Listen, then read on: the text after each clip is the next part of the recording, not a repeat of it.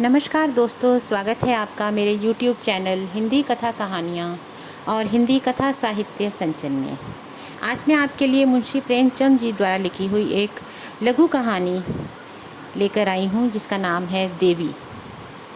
रात भीग चुकी थी। मैं बरामदे में खड़ा था। सामने अमीनुद्दौला पार्क नींद में डूबा पड़ा था।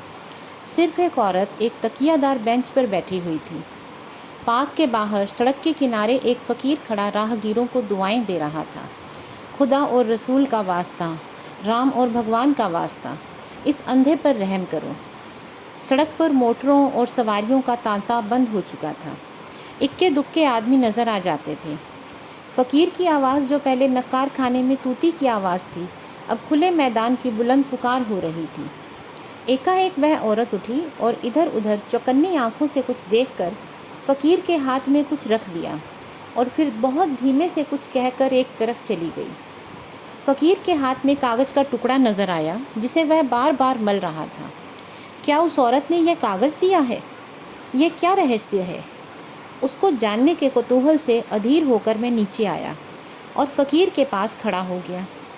मेरी आहट पाते ही फ़कीर ने उस कागज़ के पुर्जे को 2 उंगलियों में दबाकर मुझे दिखाया और पूछा, बाबा देखो, ये क्या चीज़ है?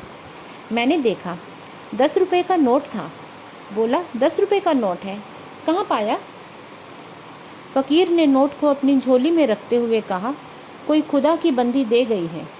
मैंने और कुछ न कहा। उस औरत की तरफ दौड़ा जो अब अंधेरे में बस एक सपना बनकर रह गई थी।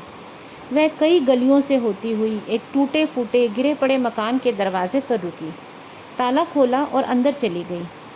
रात को कुछ पूछना ठीक न समझकर मैं लौट आया। रात भर मेरा जी उसी तरफ लगा हुआ था। एकदम तड़के मैं उस गली में जा पहुंचा। मालूम हुआ वह एक अनाथ विधवा है। मैंने दरवाजे पर जाकर पुकारा, देवी, मैं तुम्हारे दर्शन करने आया हूँ। औरत बाहर निकल आई। गरीबी और बेकसी की जिंदा तस्वीर। मैंने हिचकते हुए कहा, रात आपने फ़कीर को? देवी ने बात काटते हुए कहा, अजी वह क्या बात थी, मुझे वह नोट पड़ा मिल गया था, मेरे किस काम का था।